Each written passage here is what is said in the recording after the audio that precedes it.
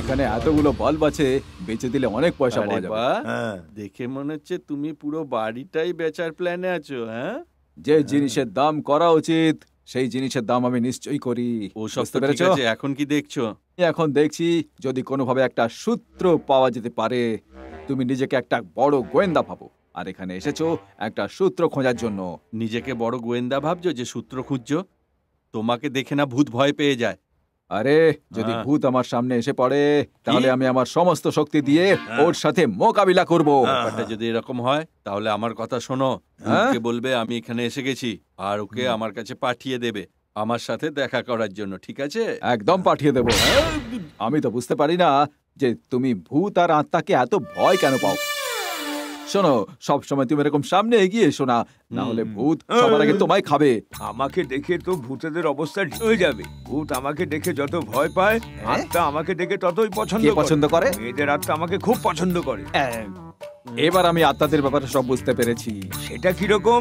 এটাই যে যদি কোনো ডাইনি তোমায় দেখে তাহলে সে তোমার প্রেমে পাগল হয়ে যাবে। আরে এসব কি ফালতু কথা বলছো তোমরা? পাগল হয়ে গেছো নাকি? হ্যাঁ, আচ্ছা, ডাইনি তোমাকে খুব পছন্দ করে তাই না?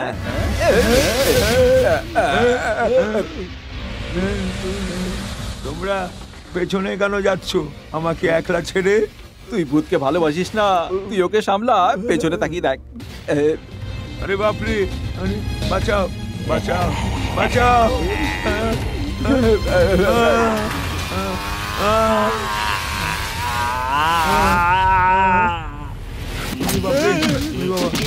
বাবা,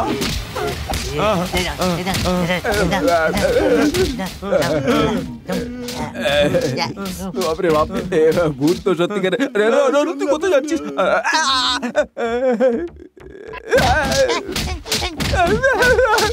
আমি ভূত, আমি পেতনি। আরে আরে, কখনো ভূত কখনো ডাইনি, কি হচ্ছে কি আমি কিছুই বুঝতে পারছি না। মেরো না মেরো না, আমাকে রক্ষা করো, মেরো না আমাকে, মেরো না।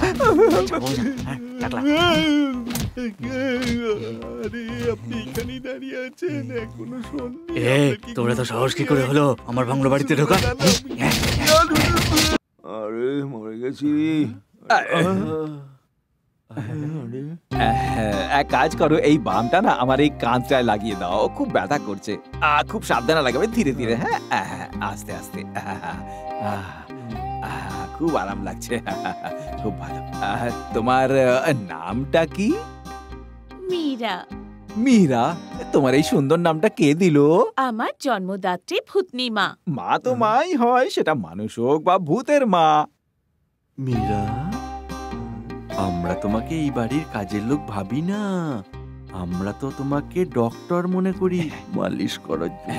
অনেক অনেক ধন্যবাদ। হ্যাঁ, উপরের দিকে তাকিয়ে আছে। এবার তুই দেখ। কি হলো? আমার তো মনে হয় এর আগে কোনো মাসাজ সেন্টারে কাজ করতো, সেই জন্যই বোধহয় এত ভালো মাসাজ করতে পারে ও। আমাকে বলো তো, তুমি এর আগে কোন মাসাজ সেন্টারে কাজ করতে? মাসাজের কথা তো আমি জানি না, আমি ভালো মশলা বাটতে পারি। বেশি কথা বলে চোখ বার করে মাথায় ঢুকিয়ে দেব। মীরা, আমরা তিনজনে তোমার খুব খেয়াল রাখবো, তোমার মাইনে বাড়িয়ে দেবো আমরা। তুমি আমাদেরকে মাসাজ করে দেবে তো? এই বাড়িতে আমি রান্না করি, তাই তো খাবার এত সুস্বাদু। পরের বার রান্নায় বিষ মিশিয়ে দেব। খুশি হয়ে দিলে সেটাও খেয়ে নেব। তুই তোর চোখের ভেতর একেবারে ঢুকে গেছিস। ভালো করে একটা কথা শোন, এই ধরনের মেয়েদের একদম বিশ্বাস করতে নেই। কে জানে কোথায় কি কাণ্ড করে বসে আছে। মনে হচ্ছে আমাদের না এটো খেতে হয়।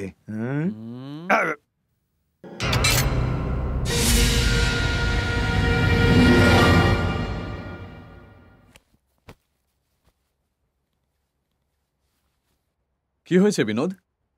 দাদা, আমরা তাহলে এখন আসি। এক সপ্তাহ বলেছিলে, এখন তো মোটা 3 দিন হয়েছে। দাদা, আপনি আমাদের 3 দিন এখানে থাকতে দিয়েছেন, তাতে আমরা খুশি।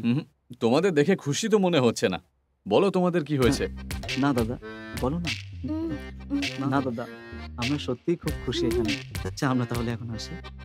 ঠিক আছে, all the best. Thank you দাদা। খুব জোর বেঁচে গেছি। এখানে ভূতেদের সাথে থাকার চেয়ে আমরা গ্রামে গিয়ে সমস্যার সমাধান করব। চলো পালাই। তাড়াতাড়ি চলো, তাড়াতাড়ি আসো। আমরা ওদের পাঞ্চ ডায়লগ বলতে গেলাম, ওরা পাঞ্চ মেরে মেরে গোটা শরীরে ব্যথা করে দিয়েছে। মামা তোমরা কি বলছো? ভূত মারবে না তো কি ছেড়ে দেবে?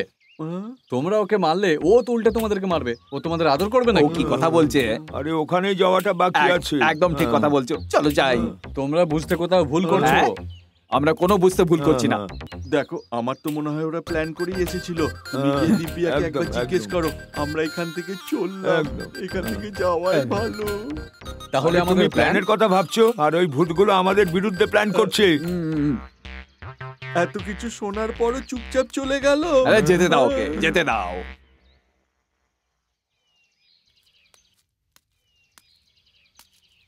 কার সাথে কথা বলছো? বন্ধুর সাথে কথা বলছিলাম। বলো না। তোমার খুশির জন্য আমি একটা সিদ্ধান্ত নিয়েছি।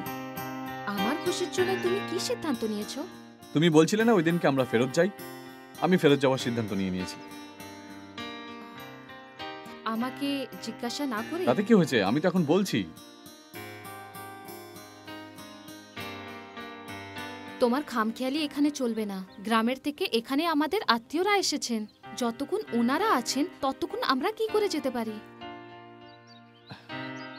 দিব্যা, আসল কথাটা হলো, দেখো, আসল কথা নকল কথা কোনো কথা নয়। আমরা এখান থেকে কোথাও যাচ্ছি না।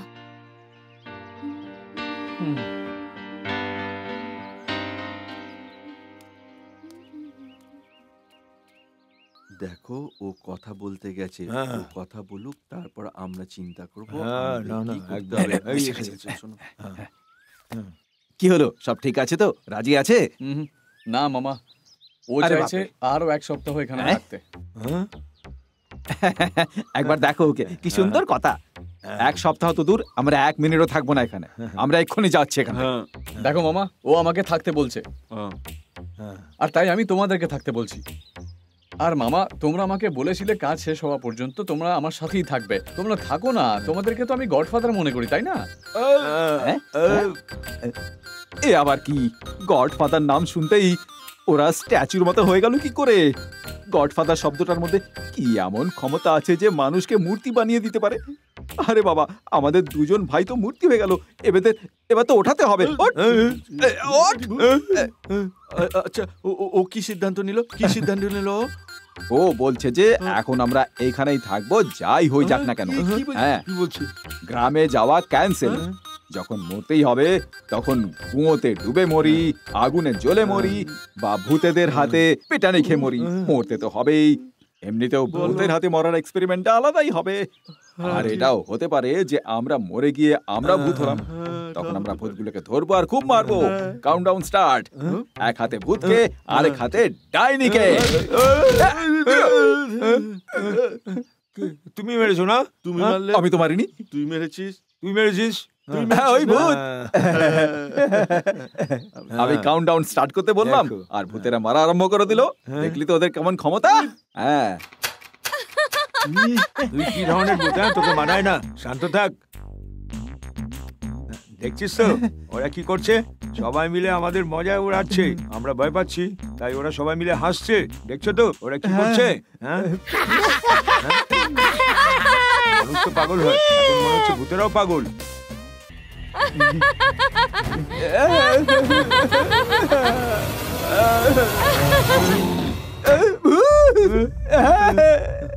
রাম রাম দাদা, বাঁচাও। ভূতেরা ভেতরে চলে এসেছে, বাঁচাও দাদা। এইসব ভূতেরা আমাদের কাছ থেকে কি চায় আমি বুঝতে পারছি না। পাগল ভূত, একেবারে পাগল।